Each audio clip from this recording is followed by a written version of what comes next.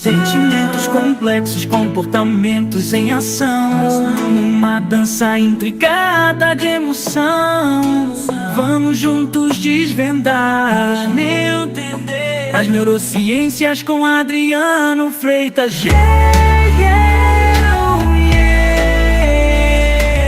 Você está ouvindo mais um episódio do podcast sobre neurociências, produzido em parceria com o Programa de Extensão Sustenta a Vida da Universidade Federal Fluminense. Eu sou o Adriano Freitas, pós-graduado em neuroaprendizagem, especialista em neurociência clínica, intervenção em neuropediatria, neuropsicologia clínica. Neste episódio, eu falo sobre a recuperação de problemas neurológicos. Na escola da vida, aprendemos a cada dia. A mente. Já ouviu todos os episódios deste podcast? Ainda não? O que está esperando? Se programe, vá ouvindo devagarzinho ou mesmo faça uma maratona. Tem muita informação interessante no ar. São quase 250 episódios inéditos. E eu conto com a sua colaboração no sentido de divulgar o canal e os episódios para seus amigos, colegas de trabalho, familiares, pois é a divulgação, compartilhamento nas redes sociais que nos ajuda a manter o projeto vivo. E se você quiser nos seguir nas redes sociais, basta procurar no TikTok, Instagram e Facebook por neurociência.af. Só no YouTube que é um pouquinho diferente, neurociência-af. Também estamos lá no Quora respondendo algumas perguntas de usuários. Então, se você estiver na rede Quora e quiser fazer uma pergunta para o especialista, eu estou por lá. E se quiser enviar temas, sugestões de pauta, dúvidas, críticas, elogios, é só escrever para a gente no e-mail podcast@sustenta-vida.com ou uma mensagem de WhatsApp para o número 22 992221003. Aguardo sua mensagem. Lembrando o endereço do meu site, onde vocês podem ter informações profissionais minhas, podem enviar mensagens a respeito de palestras, seminários e também ver outros materiais sobre as neurociências. O endereço é www.adrianofreitas.com.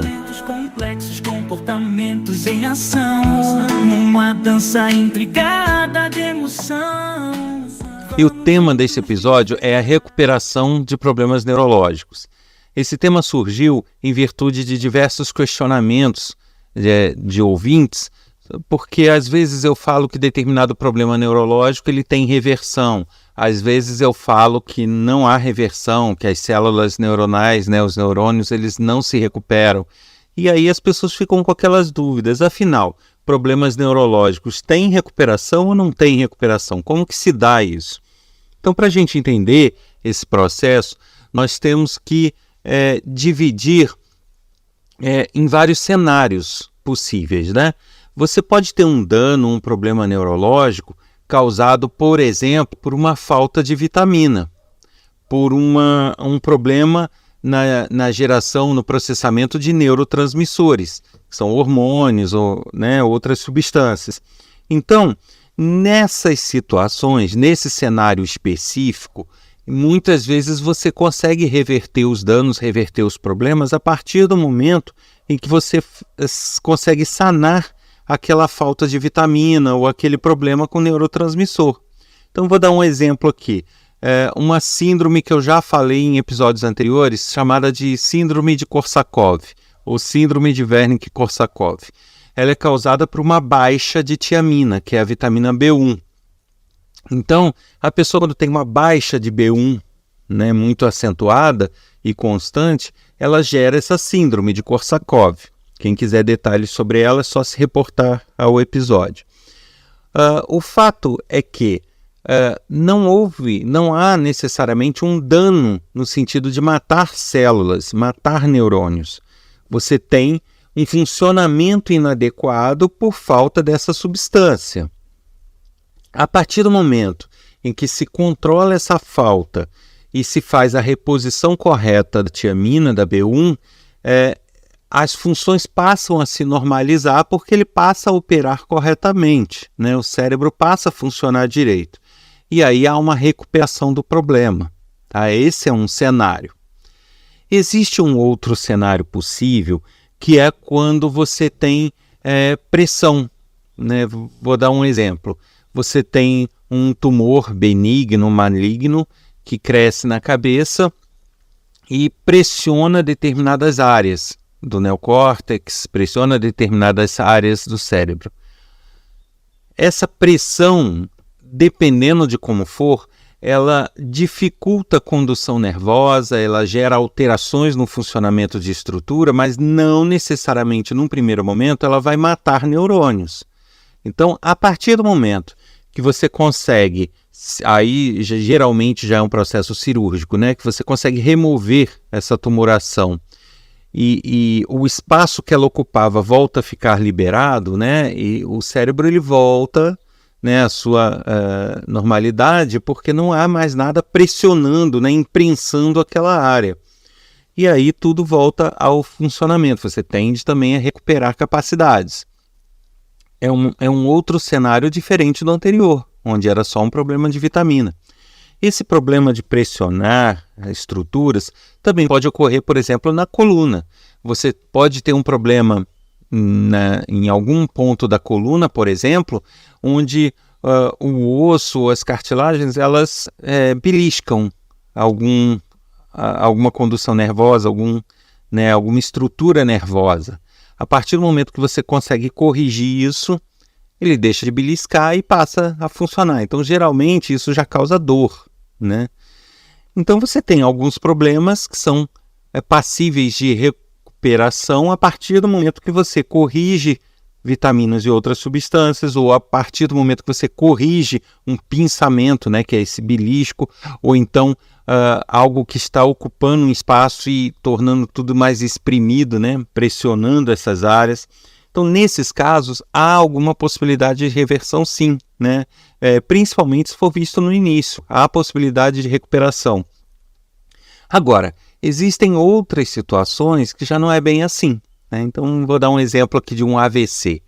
Você tem o AVC, ele pode ocorrer de duas formas básicas, né? O isquêmico, que ele ocorre porque há algum entupimento ou alguma dificuldade de circulação de sangue no cérebro, e com isso ele não consegue ser alimentado de forma adequada e morrem alguns neurônios, morrem estruturas ali. Então, por isso a pessoa fica com sequelas, não consegue falar direito, dependendo da pessoa não consegue se movimentar, dependendo da pessoa perde o equilíbrio, dependendo da pessoa ela esquece coisas. Então, vai depender da área afetada. Isso seria o AVC isquêmico. Já o AVC hemorrágico é aquele que é o contrário, não é que entupiu nada e dificultou a passagem, é pelo contrário, houve um vazamento. E aí acaba extravasando sangue, né, em determinadas áreas do cérebro, e isso também promove a morte de estruturas nervosas, de neurônios. Nesse caso do AVC, você tem a destruição de tecido nervoso, você tem a destruição de células. E elas não vão crescer de novo, elas não vão se restabelecer. Então, nesta situação, você não tem a reversão. Você não consegue reverter porque morrem estruturas. O que dá para fazer nessa situação de morte de neurônios, né, é você se utilizar de alguns tipos de terapia, dependendo da situação, onde você recruta outras áreas do cérebro, recruta outros grupos de neurônios para assumirem as funções daqueles que morreram. Aquele velho conceito de neuroplasticidade que eu já falei. O nosso cérebro ele se modifica. Então, ele pode mudar a sua estrutura, a sua forma de comunicação interna e outras estruturas, outras células nervosas assumirem o papel das que morreram. E nisso você consegue recuperar algumas funcionalidades. Quem está de fora acha que a pessoa melhorou, que aquela área atingida melhorou. Não, ela continua morta. A questão é que tem outras estruturas fazendo aquele papel. Isso ocorre em diversas terapias, como a terapia de uso forçado, usada na fisioterapia, para retomar movimentos de membros que ficaram com movimento prejudicado depois de um AVC ou de um tumor, de uma lesão. Isso também ocorre numa terapia chamada de entonação melódica, usada na fonoaudiologia, quando a pessoa perde a possibilidade de falar e ela consegue, cantando, se expressar e aos poucos vai mudando essa melodia do cantar para se assimilar a um falar. Então, na verdade, o que a pessoa está fazendo é transferindo a responsabilidade da fala para uma área de melodias. Então, a área de melodias assume o papel tanto das melodias quanto da fala, o que seriam duas áreas distintas. Um quarto cenário que a gente pode considerar aí é justamente aquele referente a neurodegenerativas. O que são neurodegenerativas? São problemas, em geral, autoimunes, onde o corpo, as defesas do corpo atacam ele próprio, atacam os neurônios, né? Ou independente, mesmo que não seja autoimune, pode haver algum problema genético ou algum outro problema também de hormônios e substâncias que vão fazendo com que os neurônios aos poucos vão se deteriorando, vão estragando aos poucos. Pode ser um problema com os neurônios em si, pode ser um problema com a condução nervosa, com a comunicação entre neurônios. O fato é que são problemas que vão progredindo com o tempo. Então você pode ter um neurônio saudável e aí a bainha de mielina, que é uma estrutura dele, ir sendo desmanchada, né? Ir se desmanchando com o passar do tempo, que é o chamado processo desmielinizante. Então você pode ter vários processos ali onde o neurônio, com o passar do tempo, é como se ele fosse, fazendo uma analogia aqui que não é bem isso, mas é como se ele fosse ou envelhecendo ou morrendo aos poucos, né, os neurônios. E isso vai num processo progressivo. Como há problemas de comunicação entre neurônios, você começa a ter ou fraquezas musculares, né, ele não consegue mandar ordens adequadas para os músculos, então você começa a ter fraquezas, dormências, cãibras, você pode ter problemas que aí já não são em nervos periféricos, né? Esses seriam nervos periféricos, mas você pode ter problemas, por exemplo, com memória, reconhecimento de rostos, problema com aprendizagem, com fala, que também podem ser causados por uma degeneração. Nesses casos também não há reversão, porque uma neurodegenerativa, como eu falei, ela vai estragando o neurônio, ela vai destruindo partes do neurônio. E, como já se sabe, o neurônio ele não se recompõe, né? Ele não vai se recuperar. E então a tendência da pessoa é ter um processo gradativo de degeneração, né? ou da saúde, ou da musculatura.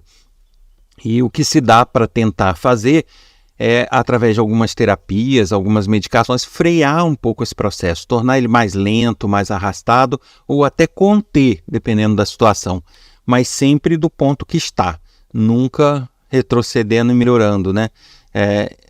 Existem até alguns processos, né, aí no caso de algumas neurodegenerativas, onde se tem uma aparente melhora em alguns pontos, mas não significa que o neurônio se regenerou.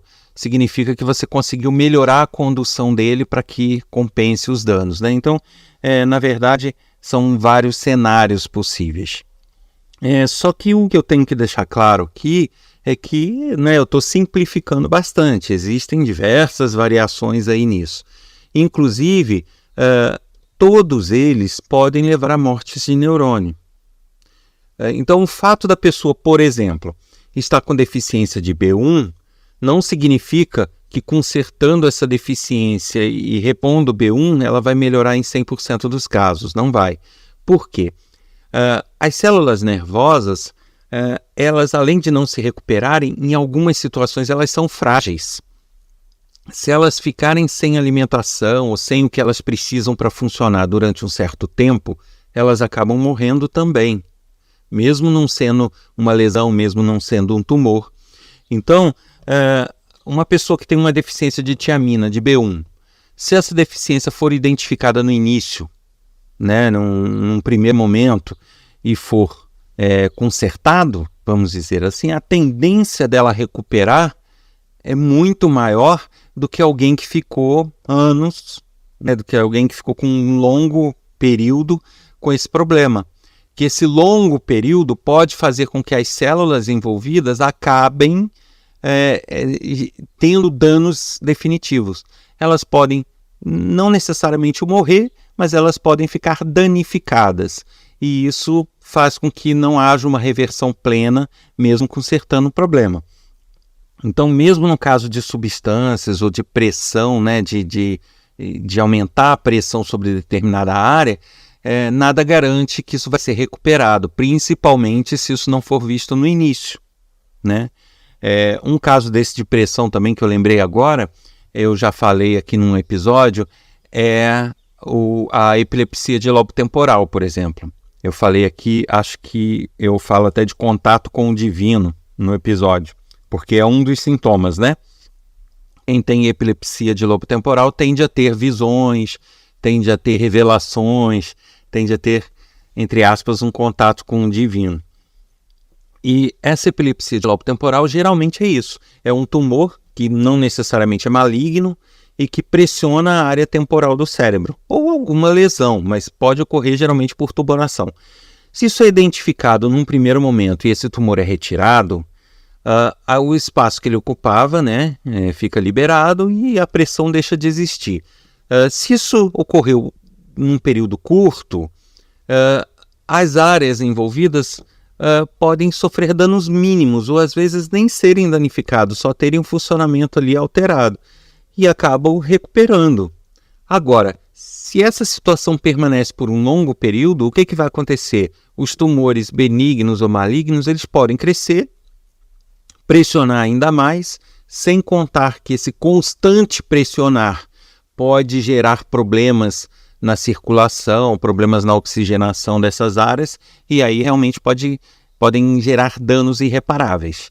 Então, por isso é que tudo depende da velocidade com que se faz o tratamento, com que se faz o diagnóstico, com que se faz, com que se promove os cuidados para o problema. Desconfiou que tem algo neurológico, né? Ou realmente tem, o que se deve fazer é buscar um neurologista imediatamente, um profissional, e buscar esse diagnóstico, fazer os exames todos com a maior velocidade possível para iniciar os cuidados e o tratamento também o mais rápido possível. Quanto mais tempo passa, maior o risco de lesões irreversíveis. Isso na área neuro é fundamental, essa velocidade. O importante, então, é sempre estar de olho, sempre observar, né? Alguns problemas neurológicos eles podem surgir após uma infecção de garganta, gastrointestinal, uma infecção renal, até depois de um estado gripal, Covid, Zika. Então, se você teve alguma infecção e depois permaneceu alguns sintomas, algo que possa ser neuro, ficou uma dormência, ficou uma cãibra, uma fraqueza constante depois desse processo, depois de uma infecção de garganta, ou depois de uma Covid, é bom sempre checar junto ao neurologista, porque se for algo neurológico, você tende a pegar ele no início, tá? Então, o importante é cuidar, mesmo que não tenha, e a gente torce para que não haja, mas é importante você verificar, nem que seja para descartar o problema e você ficar tranquilo. Na escola da vida. Você ouviu mais um episódio do podcast sobre neurociências, produzido em parceria com o programa de extensão Sustenta a Vida da Universidade Federal Fluminense. Eu sou Adriano Freitas, pós-graduado em neuroaprendizagem, especialista em neurociência clínica, intervenção em neuropediatria, neuropsicologia clínica. Nesse episódio, eu falei sobre a recuperação de problemas neurológicos. Não deixe de compartilhar os episódios do seu interesse, o canal com seus amigos, colegas de trabalho, em suas redes sociais. Isso vai nos ajudar muito a manter esse projeto vivo. E escreva para a gente com críticas, elogios, sugestões, temas que você quer que sejam tratados. Isso pode ser feito através do e-mail podcast@sustenta-vida.com ou mensagem de WhatsApp para o número 22992221003. Aguardo vocês na próxima semana com mais um episódio. Até lá! Uma dança intricada de emoção. Vamos juntos desvendar, entender as neurociências com Adriano Freitas.